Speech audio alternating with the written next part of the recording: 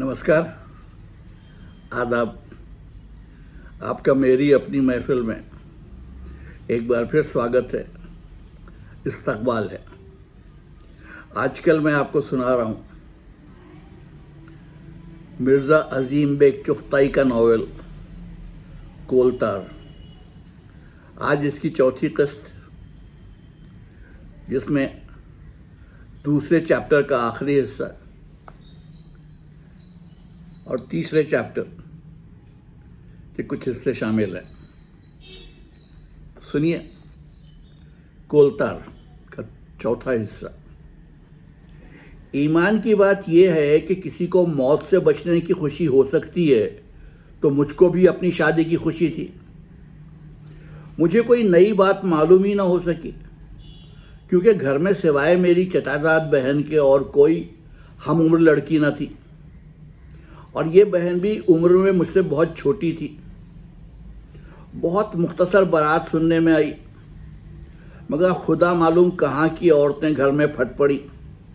गाना बजाना और उस पर गुल गपाड़ा। किस्सा मुख्तसर, आने के चौथे रोज़ मेरा निकाह हो गया, और उसी रोज़ रुखसत होकर मैं दूल्हा वालों के यहाँ पहुँची। रात का वक्त था और मुझको छत पर लाकर बिठाया गया। मैं कपड़ों में लिपटी लिपटाई बैठी थी।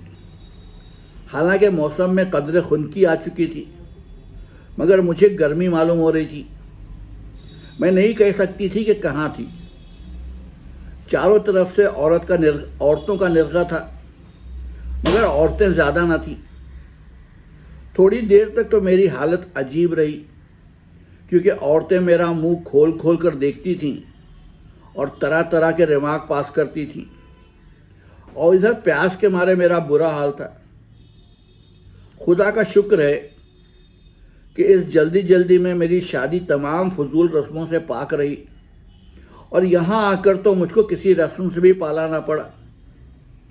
जब ज़रा हड़बौंग कम हुई तो औरतें एक एक करके चली गईं। थोड़ी देर बाद सन्नाटा हो गया, और सिवाय घर की एक मुलाजमा के और कोई न रहा। मैंने इत्मीनान से ज़ायद चादर अलहदा की और मुंह खोला। मैं एक कमरे में थी। सामने कमरे के दरवाजे खुले हुए थे और एक बाग नज़र आ रहा था। नहायत ही खुशगवार हवा आ रही थी कि मैंने बहुत जल्द बिजली का पंखा बंद कर दिया। मुलाजिमा ने ठंडा पानी पिलाया और मेरी जान में एक ताजगी सी आ गई। मैं एक मसहरी पर बैठी हुई थी और थकन की वजह से सिरहाने तकिया लगाए बैठी थी। मुलाजिमा मुझसे ना मालूम कहाँ कहाँ की फजूल बातें कर रही थी, जो मैं सुन भी ना रही थी। खाना आया तो मैंने जूं का तू वापस कर दिया। उसके बाद फिर इत्मीनान से तकिया का सहारा लेकर बैठ गई। मेरी नज़र बाग की तरफ थी, मगर ख़यालात ना मालूम कहाँ थे। मुझको उस वक्त एक अजीब खुशी थी, न इस वजह से कि मेरी शादी हो गई, बल्कि बार बार तमाम गुज़िश्ता वाक़यात ज़िंदगी जो तलख़ी से भरे हुए थे, एक एक करके सामने आ रहे थे। और फिर आखिर में नतीजा ये कि मैं यहाँ बैठी हूँ कि जिसका मुझको ये अम्मा जान को वहमो गुमान भी ना था। कहाँ तो मौत सामने थी, और कहाँ हालत यकसर खुदा ने बदल दी। मैं खुदा की इनायत और मेहरबानी पर गौर कर रही थी कि किस तरह मेरी शादी 3 जगह तय पाई और किस तरह छूट गई। फिर होना भी तो यूँ, ये कहना कि चंदा ज़रूरत नहीं कि इन ख़यालात के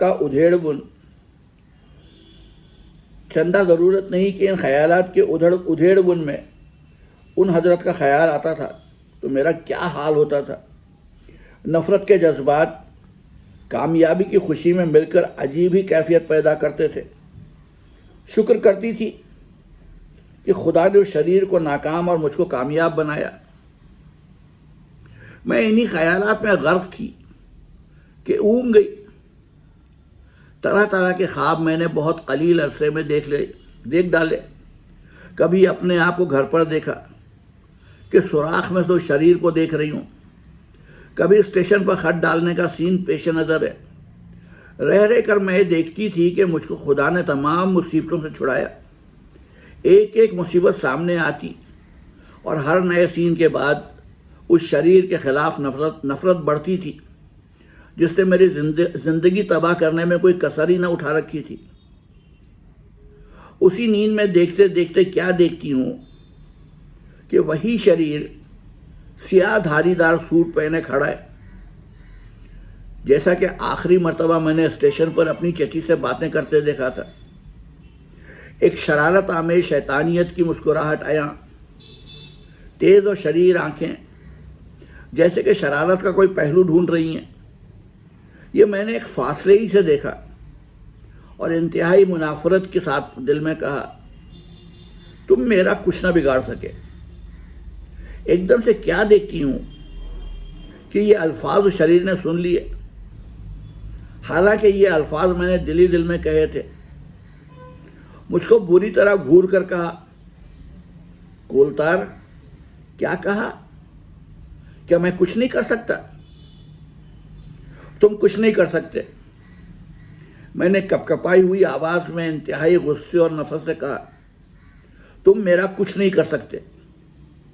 ٹھہر تو جا کولتار، سخت شرارت آمیز لہجے میں اس نے کہا۔ چہرے سے معلوم ہو رہا تھا کوئی شرارت دماغ میں ہے اور میرا یہ حال تھا۔ حالانکہ یہ سب خواب کے واقعات تھے۔ اس قابل نفع شکل کو دیکھ کر مارے غصے کے کانپ رہی تھی۔ اتنے میں ملازمہ نے میرا بازو پکڑ کر ہلا دیا اور نہ معلوم چپکے سے کیا کہا۔ میں چونک سی پڑی لیکن سمجھ گئی اور پھر جھٹ سے اسی طرح اوڑھ کر لیٹ کر گھٹنوں میں منہ چھپا کر بیٹھ گئی۔ میرا دل تیزی سے دھڑک رہا تھا۔ بڑی دیر تک میں اسی طرح بیٹھی رہی کہ میرے دماغ میں وہی خیالات ہجوم کر آئے، پھر وہی قابل نفرت شکل گویا میرے سامنے تھی۔ رہ کر مجھے اس شخص کی خیالی صورت دیکھ دیکھ کر نفرت آ رہی تھی۔ ہر چیز اس کی قابل نفرت معلوم ہوتی۔ کیا اس نے میری اور اماں جان کی جان لینے میں کوئی دقیقہ اٹھا رکھا؟ جب یہ خیال کرتی تو خون کھولنے لگتا تھا۔ میں اسی خیال میں تھی کہ کسی کے آنے کی کمرے میں آہٹ ہوئی۔ میں گویا اچھل پڑی اور پھر دل دھڑکنے لگا۔ میں سمجھ گئی کہ آنے والا کون ہے۔ میں نے کسی کے اپنے قریب آنے کی آہٹ سنی۔ میرا دل بانسوں اچھل رہا تھا اور ایک ناقابل بیاں پریشانی تھی کہ اتنے میں آنے والے نے میرے کندھے پر ہاتھ رکھا، کان کے پاس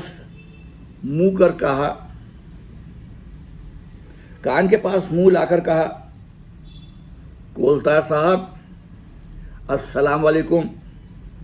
میرے اوپر گویا بجلی گری اور میں چونک پڑی۔ غنیمت ہوا کہ میں چیخی نہیں۔ تن بدن میں راشا تھا اور بدن میں ایک سنسنی دوڑ گئی۔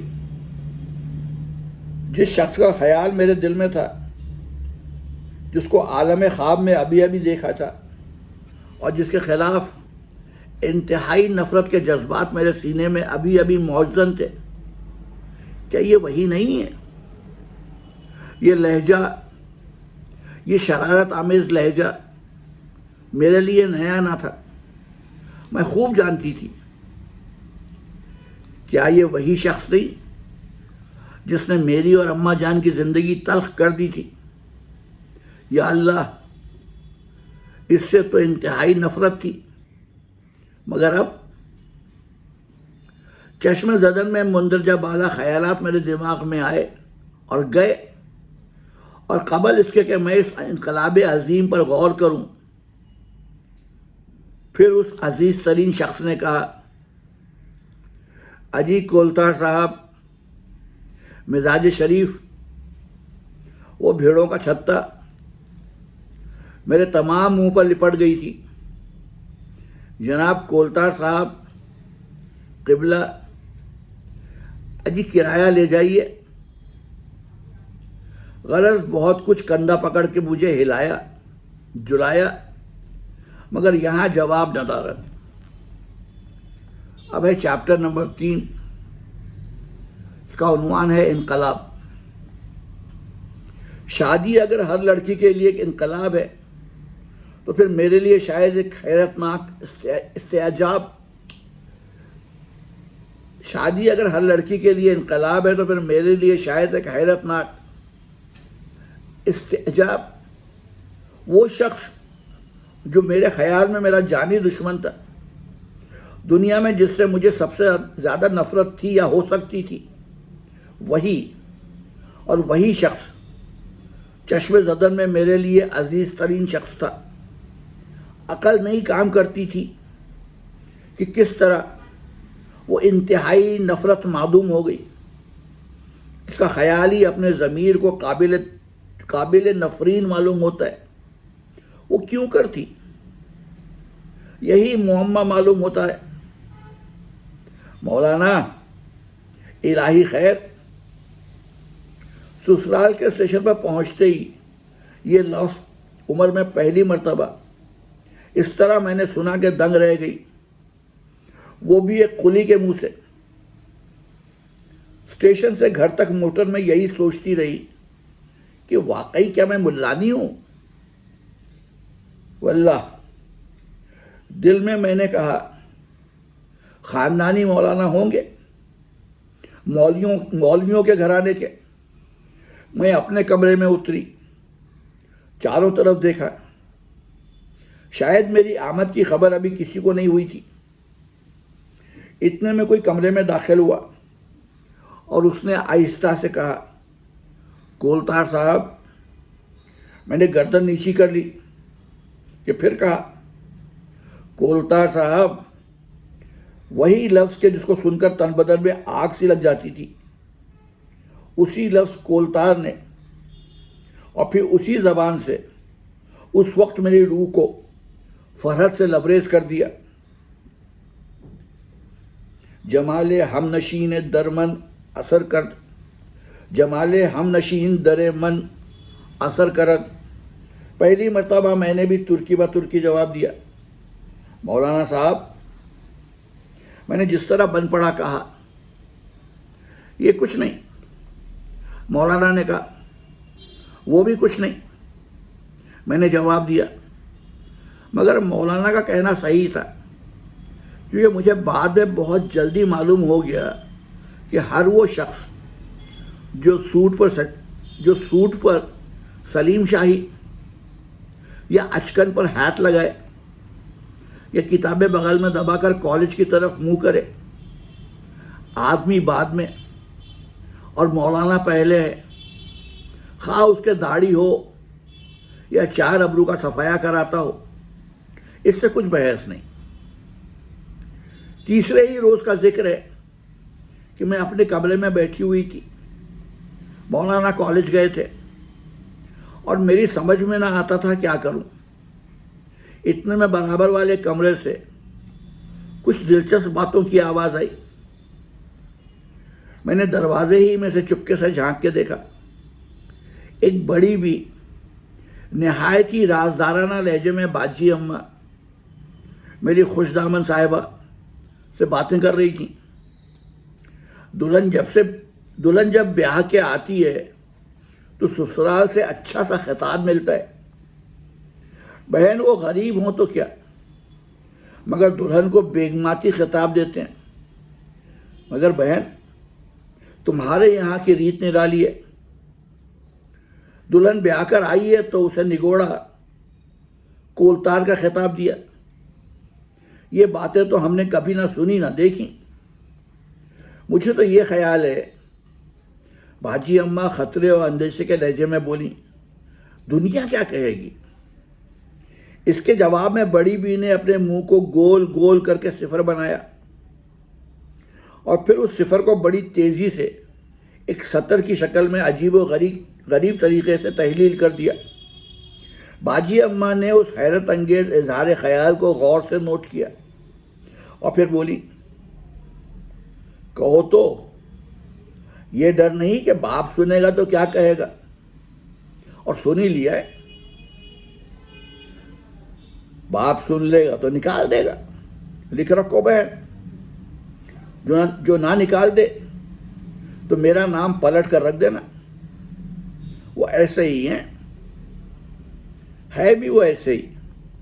یہ کہہ کر بڑی بھی نے آنکھیں نکال کر تھوڑی سی اپنی ناک پھر تیزی سے چھو کر چارپائی پر ہی اسی طرح پیترا بدلا جیسے یہ خود ہی نکال دے گی. یہی تو میں کہتی ہوں.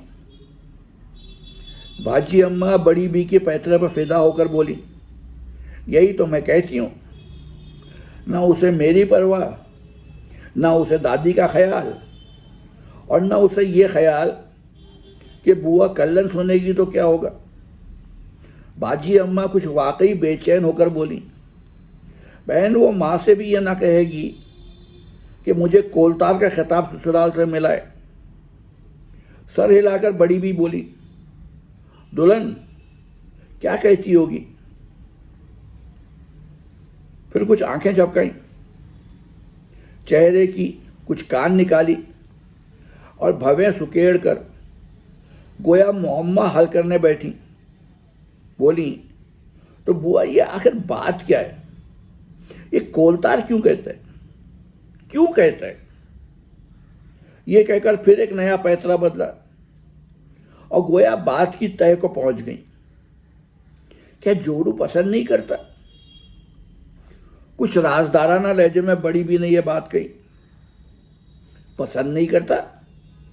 باجی اماں نے گویا چیں بجبیں ہو کر کہا, لو اور سنو بوا, تمہیں نہیں معلوم؟ اے لو, میں نے اس کی بات بڑی جگہ بھیجی تھی, بات چیت طے ہو چکی تھی. برد کھوے میں جاتے جاتے لوٹ آیا, پھر اپنی بڑی چچی کو بیچ میں ڈلوا کر 3 طوفان جوڑے, ایسے کہ بس چٹ منگنی پٹ بیاہ. باپ نے بھی کہا ٹھیک ہے. انہوں نے چھوڑ ہی دیا, جو چاہو سو کرو. تو مطلب یہ ہے بہن, خود ہی اپنی پسند سے شادی کی, اب ناپسندی کا ہے کہ ریل میں دیکھ لیا تھا. باجی اماں بڑی بی کو ٹھوکا دے کر چپکے سے بولی. بڑی بی نے یہ سن کر اس زور سے آنکھیں پھاڑی ہیں کہ میں تو یہی سمجھی کہ بس اب یہ چلیں. گول گول منہ ان کا چوہے کے بل کی طرح نکل آیا. کچھ سن کر بولی, ہیں اپنی پسند کی جورو, اپنی پسند کی جورو تم نے کر لینے دی. فوراً راستہ چھوڑ کر بولی, مگر بڑی اچھی اور بھولی لڑکی ہے. مگر ہاں, تو اپنی پسند کی جورو لایا تو پھر کیوں. باجی اماں بولی, یہ بھی آج کل کے لڑکوں کی ادا ہے کہ جس کو چاہیں چونچلے میں آ کر اس کی گد بنائیں, الٹے سیدھے نام دہرائیں. یہی بات ہے, اور کوئی وجہ نہیں. صورت شکل تم نے دیکھی ہی ہے, خاصی اچھی, گوری چٹی, چاند کا سا ٹکڑا ہے. باجی اماں کا یہ ریمارک میری تعریف میں مبالغہ آمیز تو خیر تھا ہی, مگر اظہار محبت کا شاید بہترین طریقہ تھا. ورنہ دراصل بات تو یہ ہے, تو چاند تو زمین سے واقعی بہت دور ہے. بڑی پیاری صورت کی بھولی بھولی بچی ہے. بڑی بھی ایک عجیب لہجے میں گویا رو کر بولی. میں ہماتن اس مکالمے کے سننے میں مشغول تھی کہ آواز آئی, کولتار صاحب. میں ایک دم چونک سی پڑی. مولانا کالج سے بے وقت آ گئے تھے. میں نے مڑ کر دیکھا, یہ لو کہہ کر انہوں نے خط میری طرف پھینکا. خط میں نے ہاتھ میں لیا, لیکن بجائے اس کو دیکھنے کے میں لفظ کولتار کے تلفظ کی خوبی پر غور کر رہی تھی. کتنا پیارا لفظ ہے, کولتار. میں نے دل میں کہا, کس طرح یہ لفظ سنتے ہی دل میں گڑ کر رہ جاتا ہے. کہ تمام دنیا کے پرسرور اور لطیف نغمے اس تلفظ میں مضراب نہیں؟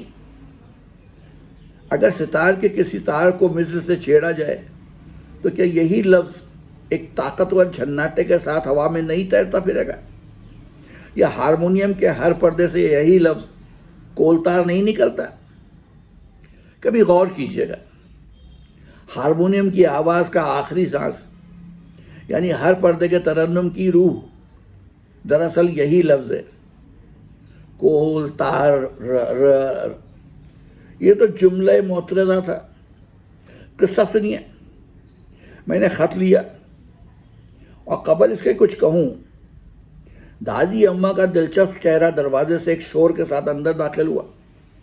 میں نے مڑ کر دیکھا اور ان کے کندھے کے بائیں جانب باجی اماں کا سر تھا اور اس کے مشرق میں ان دلچسپ بڑی بی کی متحرک تھوڑی جو اس وقت سنگر کی مشین کے شٹل کی طرح ناک کی پھنن کی جانب برابر حرکت کرتی رہتی تھی۔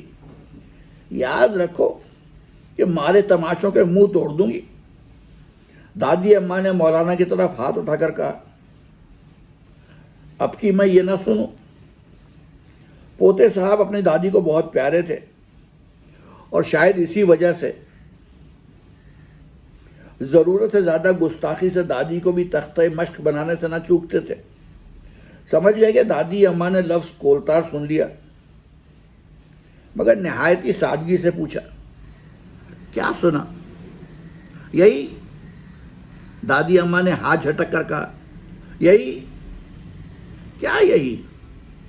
مولانا نے دادی اماں سے پوچھا تاکہ وہ خود لفظ کولتار کو دہرائیں۔ یہی جو تو کہتا رہتا ہے۔ دادی اماں نے کچھ سٹپٹا کر کہا، آخر کیا کہتا رہتا ہوں؟ معلوم تو ہو۔ مولانا نے زور دے کر پوچھا، معلوم تو ہو، کچھ بتائیے تو صحیح۔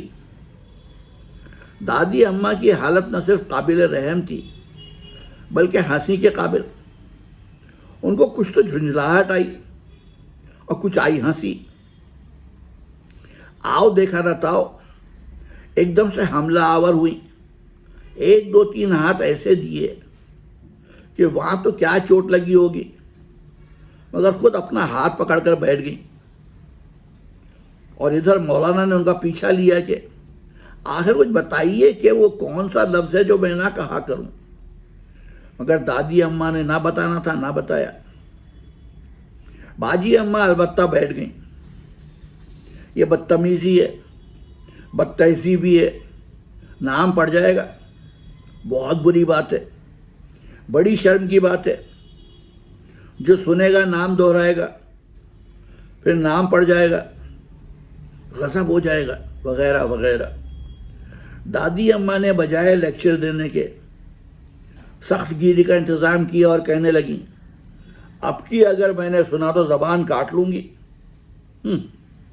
لو اور سنو۔ آیا وہاں سے بدتمیز کمینہ کہیں کا۔ بڑی بھی جو اب تک خاموشی سے اپنی تھوڑی کو تیزی سے اٹھک بیٹھک کرا رہی تھی، سر ہلا کر بولی، نہ بیٹا، بری بات ہے۔ دادی اماں نے چلتے چلتے مجھ سے کہا، اب کی جو یہ کہے تو مجھ سے کہنا۔ میرا کندھا ہلا کر کہا، مجھ سے کہنا ضرور۔ میں نے مجبوراً کہا، بہت اچھا۔ فطرت شاید میرا ہی خاصہ ہے۔ بہت ممکن ہے جب کوئی نہ رہا تو تن کر میں نے مولانا سے کہا، خبردار کہ تم نے مجھے اب کی کولتار وولتار کہا، کہہ دوں گی دادی اماں سے۔ یہ آخر تمہیں ہو کیا گیا ہے؟ سب کے سامنے کہتے ہو، آخر کیا فائدہ ہے اس سے؟ مولانا نے اس اسپرٹ کو شاید پسند کیا اور ادھر میں نے اور ریاکاری برتی، کیونکہ جانتی ہی تھی کہ یہ کہنا ہرگز نہ چھوڑیں گے۔ یہ باتیں ہو رہی تھیں کہ کچھ مہمان آ گئے، اس قسم کے کہ مولانا کمرے سے نکالے گئے۔ آنے والی بیوی مجھے دیکھ بھال کے باجی اماں کی طرف چلی گئیں، مگر اپنی بہو کو چھوڑ گئی۔ ان سے میری ملاقات ہوئی، مجھ سے بڑی محبت سے ملی۔ سانولا رنگ تھا، بڑی خوبصورت اور چمکدار آنکھیں تھیں، بہت دلکش اور جاذب نظر، اور نہایت ہی ملیح اور پر نمک چہرہ تھا، مگر صورت پہ کچھ عجیب و غریب اداسی چھائی ہوئی تھی۔ کچھ انداز گفتگو میں درد کی ایک کسک تھی۔ بہت صاف اور ستھرا پاکیزہ لباس پہنے ہوئے تھی، مگر ایک نظر سے معلوم ہوتا تھا کہ شاید اپنے اوپر جبر سا کیا ہے۔ غرض کچھ عجیب ہی دل بجھی سی تھی۔ میری ہم عمر تھیں، شاید مشکل سے 2-4 برس بڑی ہوں گی۔ ویسے تو گھل مل کے باتیں کی، مگر جہاں ان کے میاں کا ذکر آیا اور میں نے حال احوال پوچھا تو کچھ ٹال سی گئیں۔ پہلی ملاقات تھی، میں نے بھی کچھ نہ پوچھا کہ اتنے میں باجی اماں اور ان کی ساس آ گئیں۔ 2-1 باتیں ادھر ادھر کر کے باجی اماں نے ان کے میاں کا قصہ چھیڑا اور ان کی خوش دامن صاحبہ سے حال دریافت کرنے لگی۔ انہوں نے اپنے فرزند ارجمن کے بارے میں کہا، کیا بتاؤں، وہی حال ہے، کسی طرح راہ راست پر نہیں آتا۔ یہ کہہ کر خاتون کی طرف دیکھا اور قصداً تیزی سے دوسرا ذکر چھیڑ دیا۔ باجی اماں بھی شاید سمجھ گئیں کہ بھی خاتون بھی غیر متعلق باتوں میں تیزی سے مشغول ہو گئی۔ کھانے کا وقت آیا تو میں نے اور بی خاتون نے کھانا ساتھ کھایا۔ کھانے پر میری ہمت پڑی اور میں نے ان سے ان کے میاں کے بارے میں پوچھا۔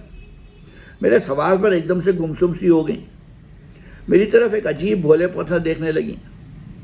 مجھے ان پر بڑا ترس آیا۔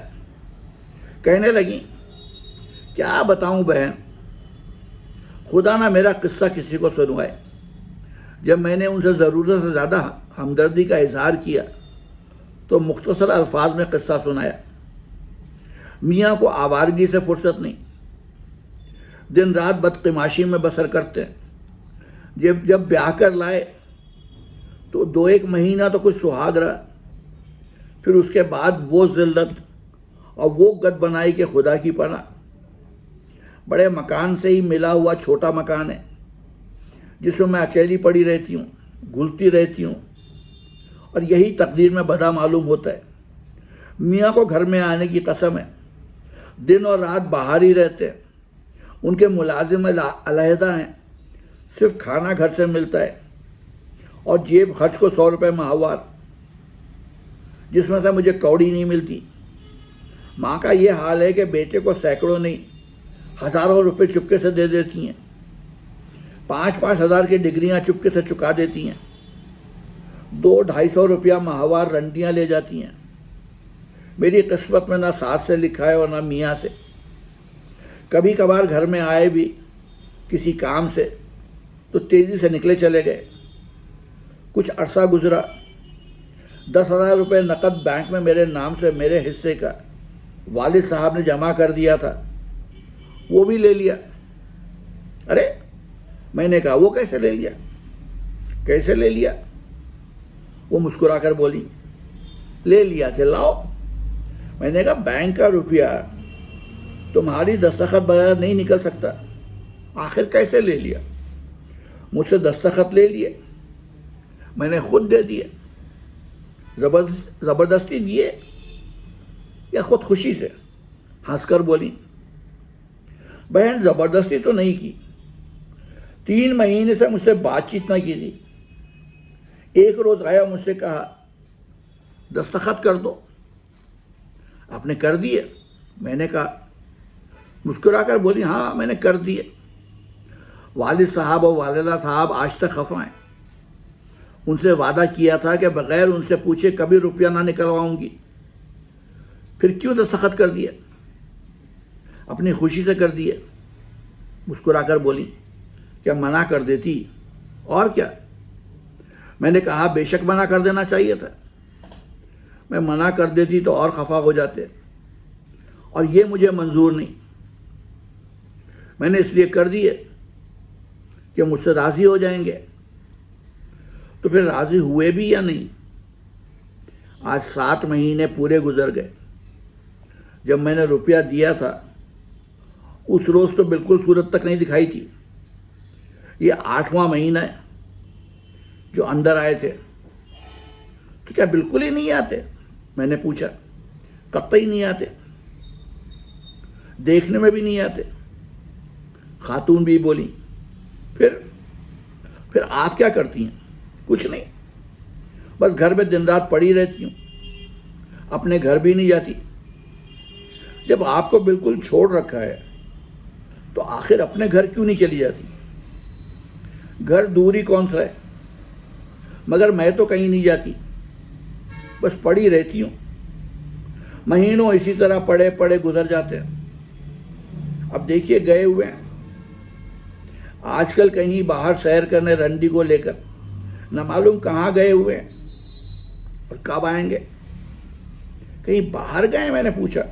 جی ہاں، باہر ہی گئے، کسی میلے میں گئے ہوں گے، کیا معلوم کہاں کہاں جائیں گے۔ تو آپ نے روپیہ کیوں دے دیا؟ میں نے پھر زور دے کر پوچھا۔ جب جانتی تھیں کہ سب رنڈیوں کو کھلا پلا کر برابر کر دیں گے، اور کیا کرتی؟ وہ بولی مجھ سے مانگا ہی ایسے تھا۔ کیسے؟ ایسے مانگا کہ عرصے سے اندر ہی نہیں آئے تھے، آئے اور بیٹھ گئے، مجھ سے بات تک نہ کرتے تھے۔ کہنے لگے ایک بات کہیں تم سے مان جاؤ گی؟ بس میں کیا بتاؤں مجھے کتنی تکلیف ہوئی۔ میں نے کہا کوئی بات ایسی بھی ہو سکتی ہے جو آپ کہیں اور میں نہ مانوں؟ آپ شوق سے کہیں۔ اے بہن، اتنا کہنا تھا کہ مجھ سے کہا کہ یہ کاغذ لو، اس پر دستخط کر دو۔ میں کاغذ دیکھ کر دیکھتی رہ گئی، سناٹے میں آ گئی، چپ، گردن نیچی کر لی۔ مجھ سے پوچھا نہیں کرو گی؟ نہیں کرو گی؟ میں نے ایک مرتبہ سر اوپر کر کے دیکھا اور پھر چپ ہو رہی، بس اٹھ کر چلنے لگی کہ مت کرو۔ میں گویا ایک دم سے چونک پڑی اور پریشان ہو کر میں نے کہا لائیے کر دوں۔ وہ بولے رہنے دو، مت کرو، یہ کہہ کر جانے لگے۔ میں نے لپک کر ہاتھ پکڑ لیا اور میری آنکھوں سے آنسو نکل پڑے۔ ارے میں نے پریشان ہو کر کہا، کیونکہ یہ بات کرتے کرتے بی خاتون کی آواز گھٹ گئی اور ایک دم سے انہوں نے منہ چھپا لیا۔ وہ رو رہی تھی، جلدی سے انہوں نے آنسو پونچھ ڈالے۔ کھانا ہو چکا تھا، باجی اماں آ گئیں اور ان کی خوش دامن صاحبہ بھی آ گئیں، اور بی خاتون اس طرح باتیں ہنس ہنس کر رہی تھیں جیسے کچھ ہوا ہی نہیں۔ تیسرے پہر کے وقت وہ چلی گئیں، مجھ سے آنے کا وعدہ لیا۔ شام کو مولانا سے اور تفصیل معلوم ہوئی۔